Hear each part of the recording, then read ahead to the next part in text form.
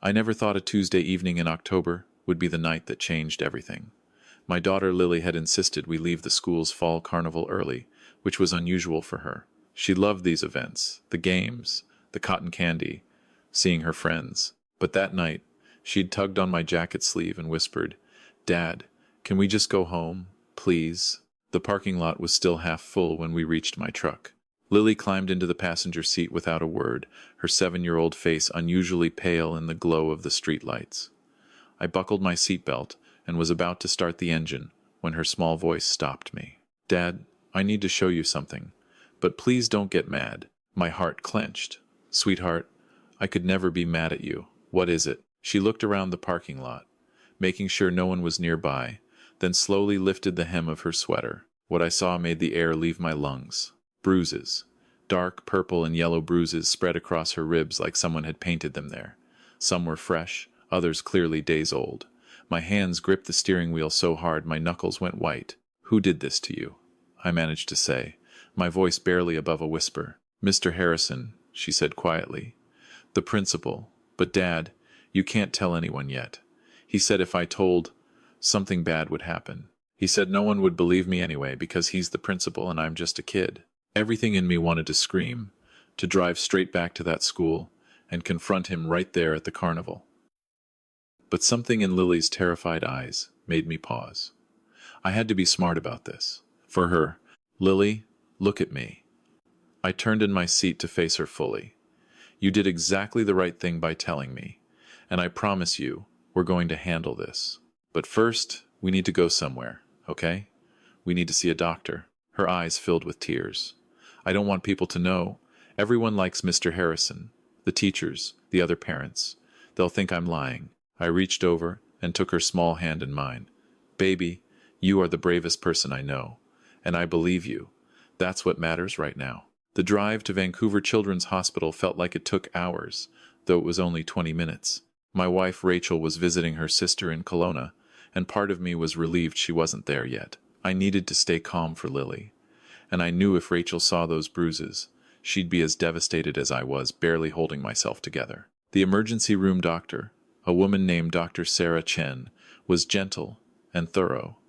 She took photographs, asked careful questions, and her face grew more serious with each answer Lily gave. After the examination, she pulled me aside.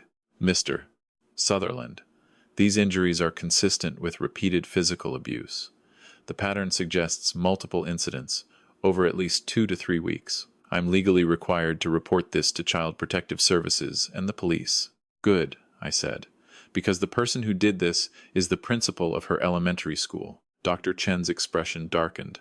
Then, this just became even more complicated. People in positions of authority, they're often protected by systems that should be protecting children instead. She wasn't wrong. When the police arrived an hour later, Officer Martinez seemed sympathetic as he took Lily's statement. But when I mentioned Mr. Harrison's name, I saw something flicker across his face. Doubt? Disbelief?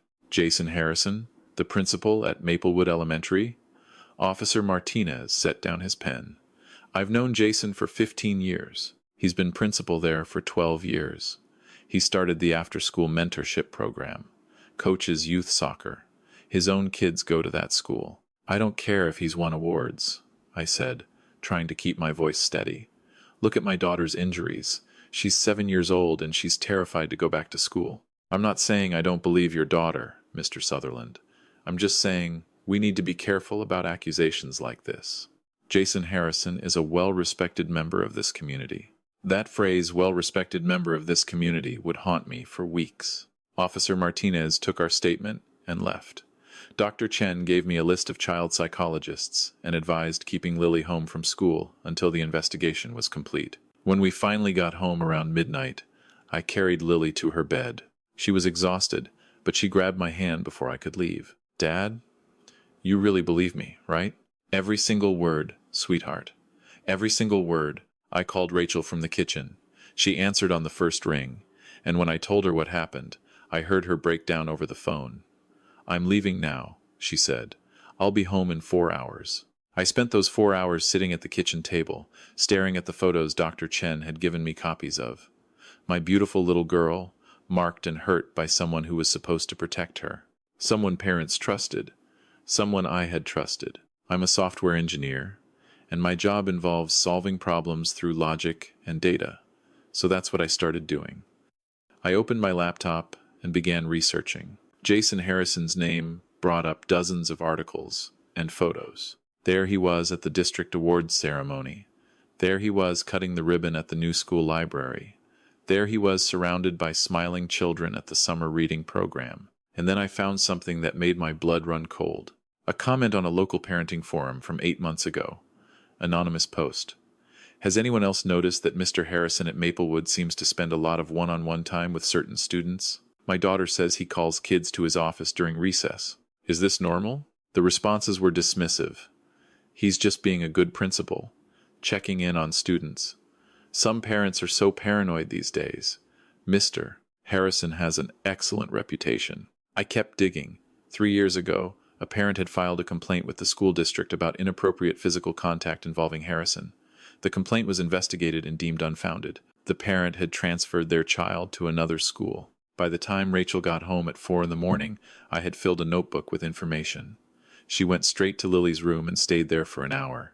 When she came out, her eyes were red, and her jaw was set in a way I recognized. Rachel was a medical office manager, used to dealing with difficult situations and bureaucracy. But this was our daughter. What do we do? She asked. We fight, I said. But we have to be smart about it. The next morning, Officer Martinez called. Mr. Sutherland, I spoke with Principal Harrison this morning. He denies the allegations completely. He says Lily is a sweet kid but has been having some behavioral issues lately, acting out, not following directions. He suggests the bruises might be from rough play with other students and that perhaps she's made up this story to avoid getting in trouble for something else. I felt my blood pressure spike. Are you serious right now? You saw the photos. Those aren't from rough play. And my daughter doesn't lie. I understand you're upset, but we have to look at all possibilities. The school district is conducting their own investigation. In the meantime, Mr. Harrison will continue in his position. There's no concrete evidence linking him to the injuries. What about my daughter's statement? Unfortunately, without corroborating evidence or witnesses, it's difficult to move forward with charges, especially against someone with Mr. Harrison's standing in the community. I hung up before I said something I'd regret. Rachel and I made the decision that morning. If the police and the school district weren't going to protect our daughter, we would. But we needed evidence. I started by reaching out to other parents at Maplewood Elementary. Carefully, casually.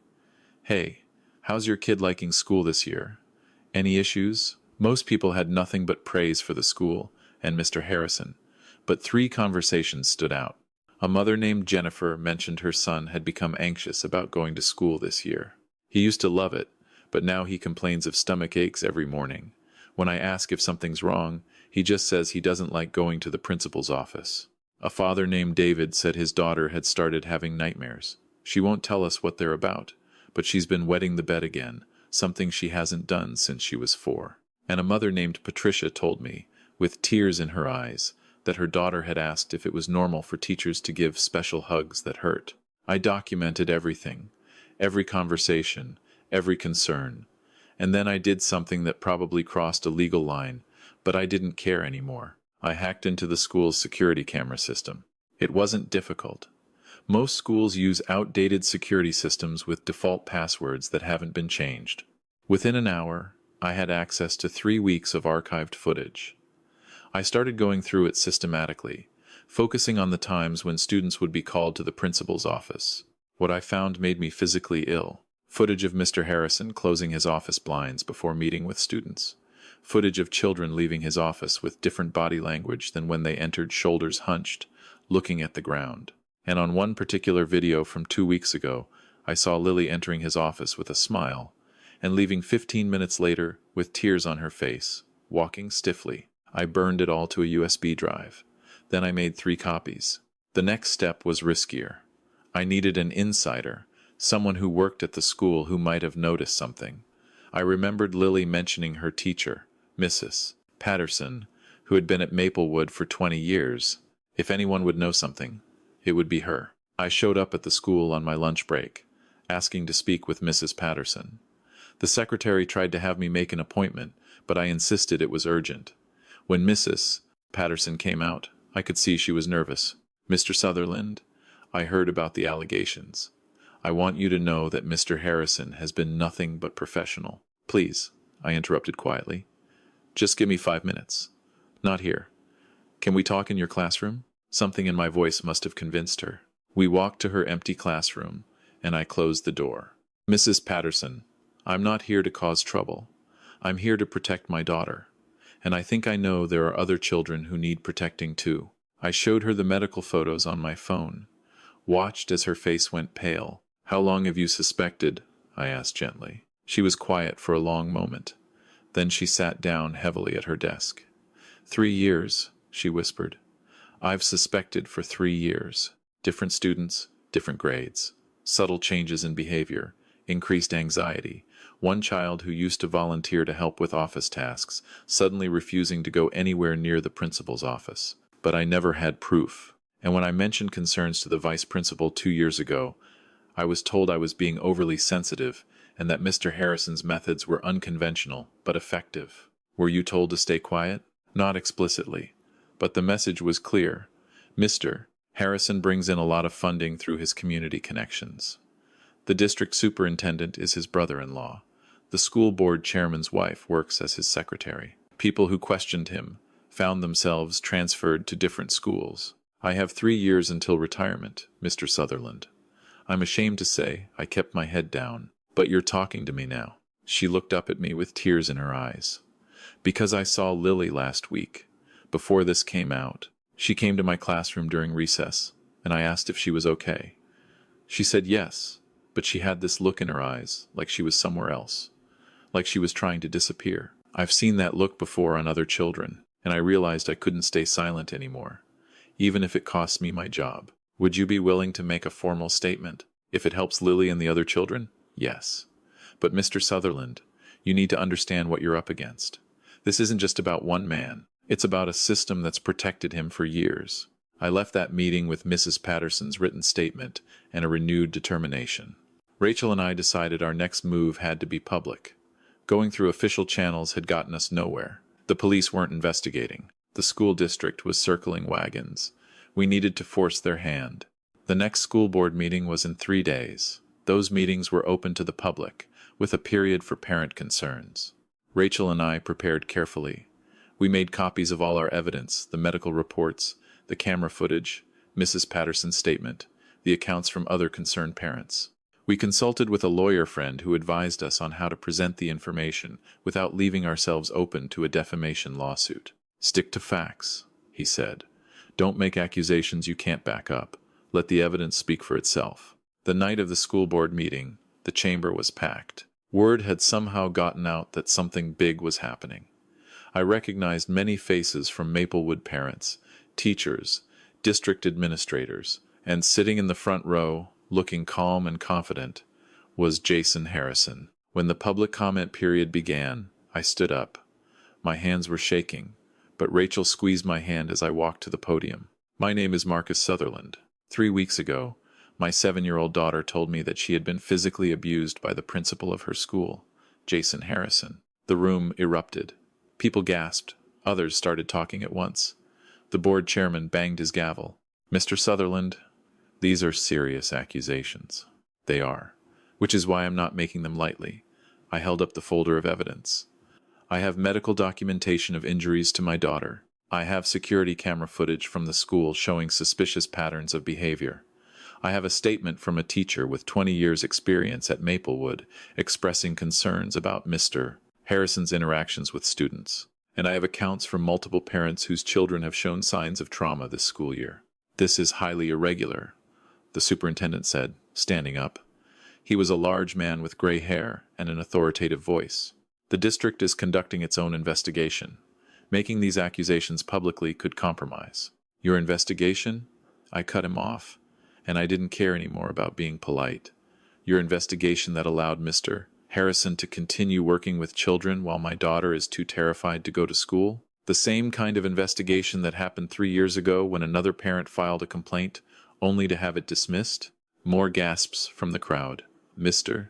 Harrison's calm expression finally cracked slightly. I'm here tonight because the systems that should protect our children have failed, I continued. Because when I went to the police, I was told that accusations against a well-respected member of the community were difficult to pursue. Because when I filed a complaint with the district, I was told to wait for the investigation while my daughter suffers. So I'm bringing this evidence to you, to all of you, publicly, because I believe you deserve to know what's happening in our school. I distributed copies of the evidence to each board member. Some looked uncomfortable, others angry. The superintendent tried to regain control of the meeting, but parents were already standing up, demanding to be heard. Jennifer, the mother I'd spoken to, stood up and shared her son's increased anxiety. Patricia talked about her daughter's nightmares. David mentioned the behavioral changes in his child. One by one, parents who had been silent, who had trusted the system, began to speak. Mr. Harrison finally stood up. These accusations are completely baseless. I have dedicated my career to these children. This is a witch hunt led by a disgruntled parent whose child has been having disciplinary issues. My daughter is 7 years old and has bruises on her ribs, I said, my voice echoing through the chamber. Don't you dare try to blame her for this. The meeting lasted 3 hours. By the end, the board had no choice but to promise a full independent investigation, to place Mr. Harrison on administrative leave pending the outcome, and to review their policies on reporting and investigating abuse allegations. But the real victory came 2 days later. Officer Martinez called me in the morning. His voice was different this time, apologetic, almost. Mr. Sutherland, I wanted to let you know that we've reopened the investigation. After the school board meeting, 4 more families came forward with concerns about Mr. Harrison. We've obtained a warrant to search his office and home computer. What changed? I asked. Honestly, your evidence. And the fact that you made it public. It's a lot harder to ignore when the whole community is watching. The search of Mr. Harrison's office and computer turned up what the police called disturbing evidence photographs on his personal laptop, concerning notes about specific students, and a pattern of documentation that showed he had been targeting vulnerable children for years. Children from single-parent homes, children with learning difficulties, children who were less likely to speak up or be believed. Jason Harrison was arrested on a Wednesday morning. 3 weeks after that night, Lily showed me her bruises. The charges were extensive, multiple counts of assault, child abuse, and possession of exploitative materials. As the investigation expanded, more victims came forward, children who had since moved to other schools. Teenagers now in high school who had been in elementary school when Harrison first became principal 12 years ago. The number of victims eventually reached 17. The trial took place 6 months later. Rachel and I made sure to attend every day, though we kept Lily home. She wasn't required to testify in person. They used her video statement instead. The defense tried every tactic they could, attacking the credibility of the children, suggesting mass hysteria, questioning the chain of evidence on the security footage I'd obtained. But in the end, the evidence was overwhelming. 17 victims, medical documentation, electronic evidence, Mrs. Patterson's testimony about the concerning patterns she'd observed. The defense's arguments fell apart under the weight of truth. Jason Harrison was convicted on 16 of the 19 counts. The judge sentenced him to 23 years in prison. The superintendent, Harrison's brother-in-law, resigned under pressure. The school board chairman stepped down. 3 administrators who had dismissed previous complaints were reassigned. The district implemented new mandatory reporting requirements and training for all staff on recognizing signs of abuse. But the real work was just beginning. Lily started seeing a therapist, Dr. Michelle Thompson, who specialized in childhood trauma. The first few months were hard. Lily had nightmares. She was afraid of men with authority. She struggled with trusting adults at her new school. There were setbacks and difficult days. But slowly, week by week, month by month, I saw my daughter come back to herself. The light returned to her eyes. She started playing with her friends again. She joined the school's art club and discovered she loved painting. By the end of that first year, she could talk about what happened without breaking down. You know what I learned, Dad? She told me one evening while we were making dinner together. She was 8 now, starting to lose her baby face and look more like the young lady she was becoming. I learned that speaking up is scary, but staying quiet is scarier. And that even when people don't believe you at first, the truth is still the truth. You're absolutely right, sweetheart, I said, pulling her into a hug.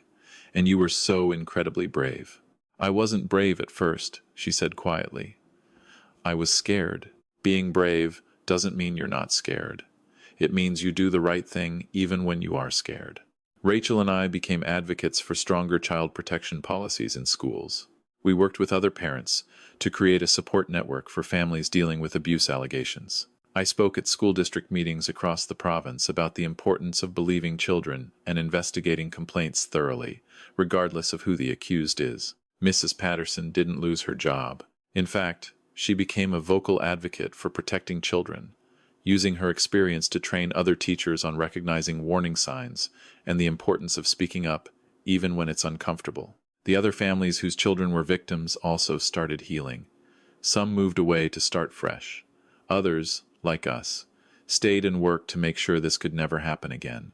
We formed a parent coalition that pushed for increased transparency in school district investigations, background checks for all school employees, and regular audits of safety protocols. It's been 2 years now since that October evening when Lily told me her secret. She's 9 years old, thriving in 4th grade at a different school. She still sees Dr. Thompson occasionally, but the nightmares have mostly stopped. She has friends. She laughs. She's a regular kid again. But she's also different in some ways. She's more aware of the world around her, more conscious of right and wrong. She told me recently that when she grows up, she wants to be a lawyer who helps kids. Because every kid deserves someone who believes them, she said. Last month, I received a letter from one of the other families. Their daughter, who had been one of Harrison's victims, had written me a note. It said, "Thank you for believing your daughter and for not giving up. Because you fought for Lily, my parents believe me too. You saved a lot of kids." I keep that letter in my desk drawer. On the hard days, when I think about how close we came to not being believed, how easily Lily could have stayed silent out of fear, I read it and remember why every moment of that fight was worth it. There are lessons I've learned through all of this that I think every parent needs to hear. First, always believe your children when they tell you something is wrong. Children rarely lie about abuse. The statistics show that false allegations are extremely rare. When your child trusts you enough to speak up, that trust is a gift. Don't waste it by dismissing their concerns. Second, don't be swayed by someone's reputation or position. Predators often deliberately place themselves in positions of trust and authority. They count on that authority to shield them from suspicion. Being well-liked, being successful, being a pillar of the community doesn't make someone incapable of harm. Judge people by their actions, not their titles. Third, if the systems fail you, don't give up. Document everything, gather evidence, find allies, be willing to make noise, even when people tell you to stay quiet. Sometimes the only way to create change is to force people to pay attention. Fourth, healing takes time. There's no quick fix for trauma. Be patient with your children, with yourself, with the process. Celebrate small victories. Get professional help. Build a support network. Recovery isn't linear, but it is possible. And finally, teach your children that their bodies are their own, that they have the right to say no, that secrets about touching or being hurt should always be told to a trusted adult. Give them the language to express when something feels wrong. Create an environment where they know you'll listen without judgment. The evening after Harrison's sentencing, Lily and I were sitting on the back porch watching the sunset. It was summer, warm and peaceful. She leaned against my shoulder. "Dad," she said quietly. "Yeah, sweetheart? I'm glad I told you. Even though it was scary. Even though everything that happened after was hard. I'm glad I told you." I wrapped my arm around her. "I'm glad you told me too, baby. I'm so proud of you. Do you think other kids will be safer now because of what we did? I know they will be. You helped change things, Lily. You helped make sure this can't happen as easily to other kids." She was quiet for a moment, then said, "Good. That makes the scary parts worth it." And she was right.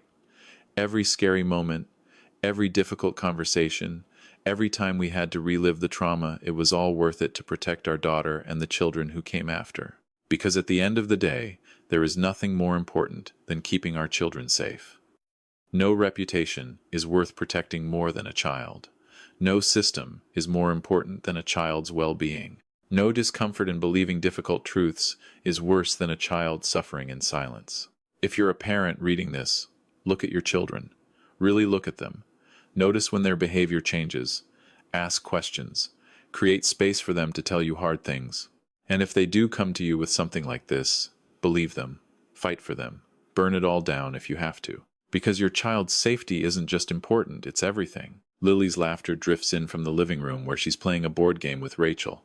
It's a sound I never take for granted anymore. Every moment of normalcy, every smile, every peaceful evening, they're all precious now in a way they weren't before. We survived something that tried to break us. But we didn't just survive, we grew stronger. Our family is closer, our daughter is resilient, and we learned that even when the whole world seems set up to protect the powerful instead of the vulnerable, a parent's love can move mountains. Sometimes late at night, I still think about that evening in the hospital parking lot, about the fear in Lily's eyes when she showed me those bruises, about how easily she could have stayed silent, about how close we came to being just another family that trusted the wrong person. But then I remember, she didn't stay silent. She told me, and I believed her, and together we made sure that her voice and the voices of all those other children were finally heard. That's the legacy I want to leave. Not just for Lily, but for every child who's ever been hurt and afraid to speak. Your voice matters. Your truth matters. And there will always be people willing to fight for you, even when it's hard. Especially when it's hard. Because that's what love does. It fights. It protects. It believes. And it never, ever gives up.